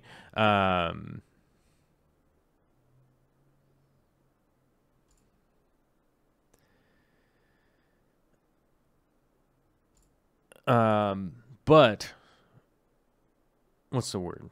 Oh, crap. I lost my train of thought. Oh, so with the Amano shrimp is that people were trying to breed them, and you were basically getting eggs. You're getting, you're getting shrimp that were buried, and then they would cut loose, and no one could really figure out what was going on. And it was one of the big things is that, oh, they travel through saltwater estuary and stuff in order for them to release their babies, and that's where they do it. And it was like, okay, so you actually need 2 different tanks. You actually need a brackish tank and a freshwater tank, because they won't get buried in a brackish tank. They have to be in a freshwater tank in order to get buried. Okay, I would think that that's pretty much probably an easy way to relate what the situation is going on here, is that you can get the ropefish pregnant, you can get fry, but they're not in the right environment for them to be raised, right? In order to become full-on little adolescent fish, right? So I would, personally, if I was really going into this project, I would consider getting something like 2 little 10-gallon tanks and not mess with their main tank, but because you were thinking about evaporating it all the way down, if you're thinking about evaporating it all the way down to like sort of emulate what their environment is, right? is what I would do is I would set up those two 10-gallon tanks as kind of a separate spawning area, right? And I would, whichever fish was about to spawn, whichever pair, because you have the two pairs, is I would get them and move them to one of those 10-gallon tanks that was set up separately from the other 10-gallon tank, right? So maybe one has really evaporated water, maybe a little more upper area. Maybe you get some wingless, fruit flies. If you get wingless fruit flies, are wildly helpful for little reptiles or whatever that need to come up out of the water and try to find something to eat. Wingless fruit flies, those are pretty darn helpful for that. And as you said, you can get brine shrimp and that kind of stuff added into the water. Maybe mosquito larvae or something because they're a little bit bigger. But I would set two little 10-gallon tanks. I would just wait for the $1 a gallon sale, which I think is going on right now. I think that's going on right now. And you could just get two little 10-gallon tanks and set those up as... you just set those up legitimately as one, two of your different ideas of what you were trying to accomplish here. Get them, and whichever one's ready to breed first, I would move them over to one of those 10 gallons. I know it sounds like it's a little bit of money, but I wouldn't invest, if this is really what's going on, I would definitely spend a little bit, I would spend a little bit of cash and try and get two little separate environments set up. I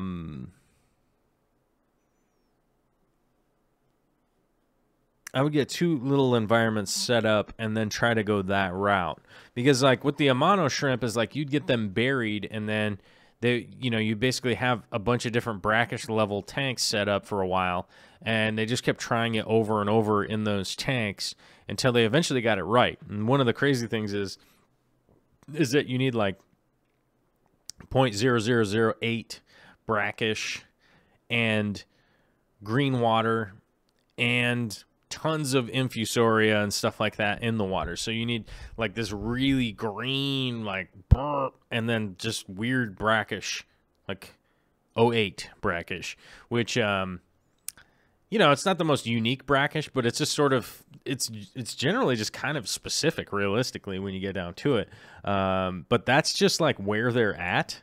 And that's what they have evolved into. That's just kind of that situation that they've evolved into. So I would say if I was going to try a fish like the rope fish that hasn't been done, that doesn't have a documented tank breeding from what I can tell, I obviously I didn't put in the kind of time that you did, but I didn't see anybody just hey, I bred him,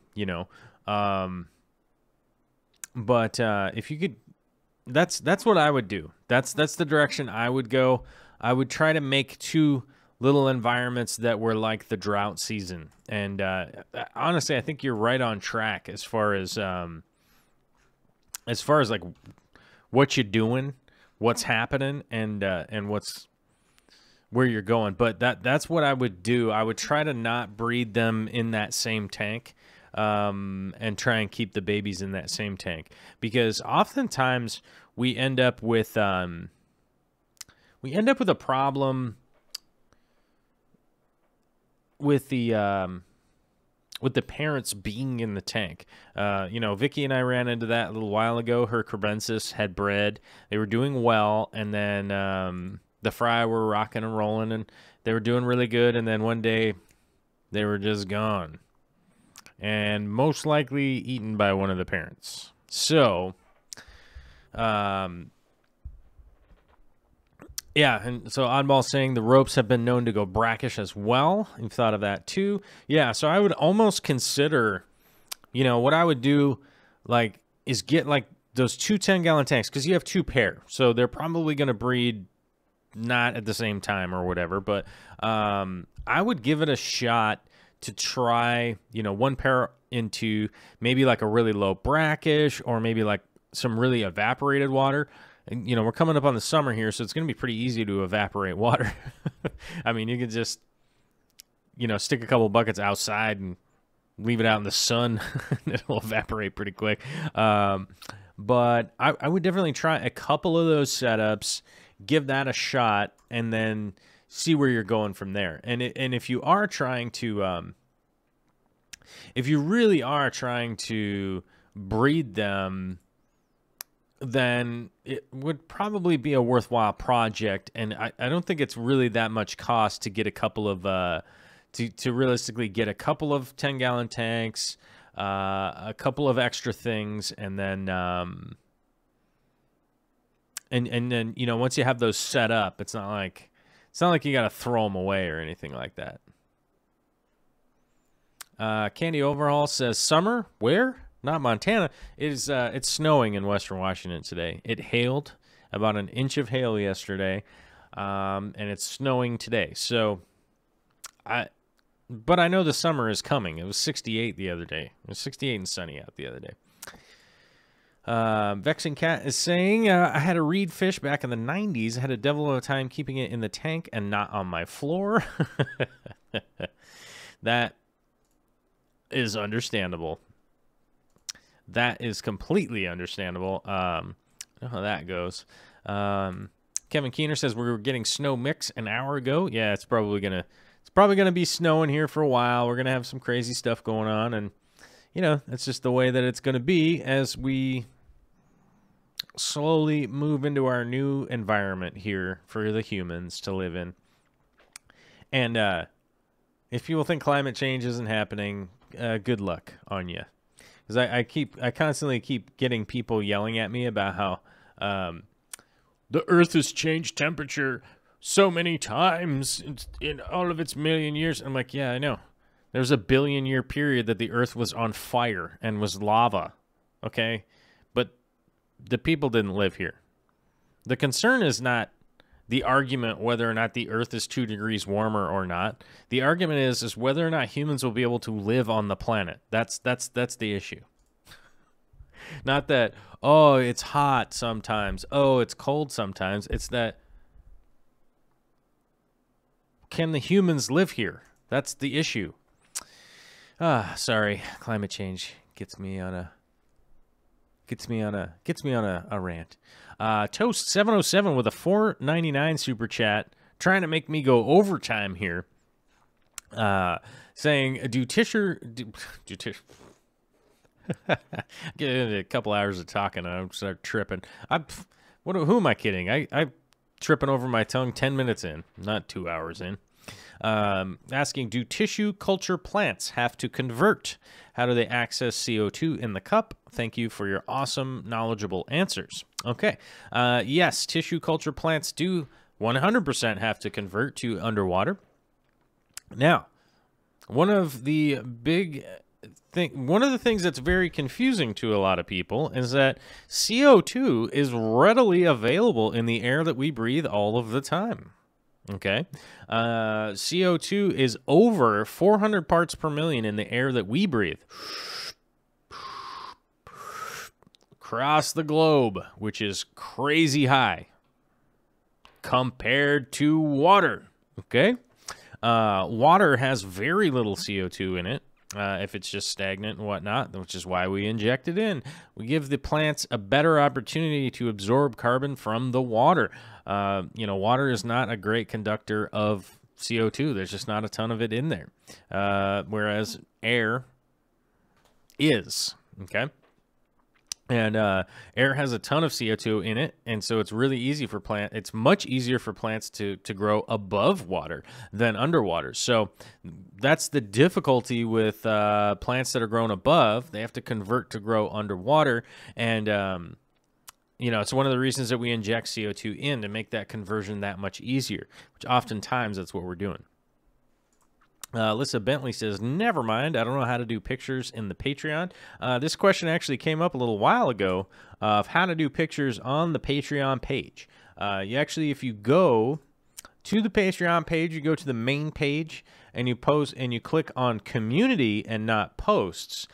Community is where you can post up in it's just like adding pictures, just to like Facebook or whatever. You're just, you can do it from your phone. You can do it from your computer.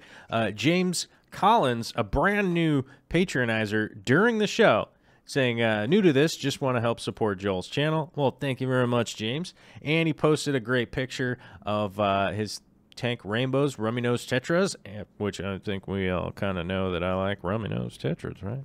And penguin tetras, and a whole lot of bristlenose plecos. That's a man out for my own heart right there. He's got bristlenose and rummy nose tetras. That's working. I don't know about the rainbows, though. I'm not a huge rainbow fan, personally. Just as a personal guy. Just a personal guy. Just as my opinion. I like them as a fish. I just probably won't ever have them. All right, guys. Well, what a successful day. We've had so many super chats. We've had so much stickers. We've had stickers for days. The Overhauls GoFundMe has been rocketing through the heavens, and very much big time thank you to all of the people. I don't want to get the channel name wrong, and I forgot it. What's the word? I forgot it. Where did it go? Where'd it go? I keep this, for whatever reason, I cannot remember the name. Fishing Key Largo promised to match 200 and went even bigger, matched 250 on the GoFundMe for Caleb. And, man, I appreciate it. Barbara Jackson going huge on the GoFundMe. Kevin Keener, Victoria Bryant, Phil Emerson, Joel Gillett, Bentley Pascal going huge. A couple people kicking in $100. That's big. Lisa Jobs, $50. Wow. Michael Moncour, awesome. Sarah Konopko, Tim Lewis, Betsy Cummings, Kyle Paith, Pamela Earlywine, Joan List, Magic 21 Mom, Ryan Colony, $75, $50. You guys are wild. You guys are... Addison, sorry, Mellow Moogle. Steven Skoglund, $25. Anonymous, $10. Anonymous. Man. Thank you guys so much for the support. Mad love for the Fish fam. I also want to say thanks to all of the super chatters today. Toast 707, D Thomas CG, John Kluker. I hope I got that right. Kevin Keener, Sparta 76, Mellow Moogle, Cody Angstadt, Lisa Jobs, Rumbus, my man, Toast 707. I'd say it twice because why not? Chicken Lips 2, thank you. Kyle Pace, Stevel Knievel. It still makes me laugh. Victoria Bryant, Chicken Lips 2 a couple times. The Zombie Drummer, Megan Ness, Oddball Aquatics, and Rumbus a couple times. And Toast 707 a third time. Oh my gosh. Thank you guys very much for the super chats. Looks like everybody's heading out the door. Thank you everybody for contributing and having a great week. Stay tuned tomorrow for some, you know, I don't know. What's the word I'm looking for here?